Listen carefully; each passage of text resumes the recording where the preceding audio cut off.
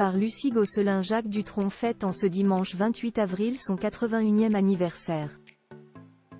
La vieille canaille a fait danser les Français pendant des dizaines d'années avec ses tubes, comme J'aime les filles et les cactus. Mais tout ça aurait très bien pu ne jamais arriver s'il n'avait pas souffert d'une terrible maladie quand il avait 16 ans, le menant pour toujours vers le monde de la musique. La suite après la publicité C'est ce qu'on appelle un mal pour un bien. À la fin des années 1950, Jacques Dutronc est un adolescent comme les autres. Il vit à Paris, où il est né en 1943, et il est élevé par des parents intellectuels très portés sur l'art et la musique.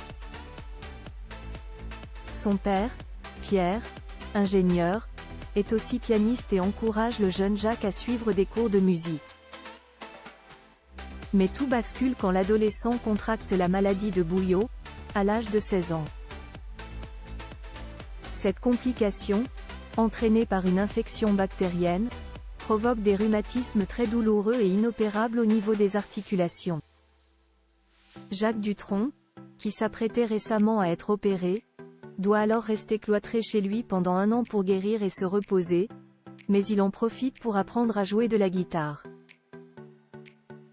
Le chanteur emprunte celle de son frère et s'entraîne en reproduisant les sons et les accords qu'il entend à la radio ou sur des disques qu'il écoute en boucle. C'est le début d'une grande histoire d'amour.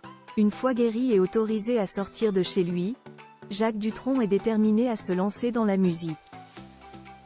Il monte avec quelques copains son premier groupe, les Tritons.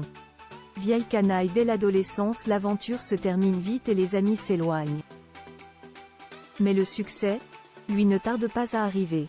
Jacques Dutronc devient guitariste et auteur-compositeur dans un autre groupe, El Toro et les Cyclones, et signe chez le label Vogue en 1961, à l'âge de 18 ans. Il rencontre la jeune chanteuse Françoise Hardy, qui reprend une de ses chansons, et qu'il commence à fréquenter quelques années plus tard. Jacques Dutronc travaille aussi avec Eddie Mitchell, qu'il connaît déjà. Adolescent, peu avant sa maladie, il le voyait souvent au Golf Drouot, une discothèque parisienne surnommée le Temple du Rock.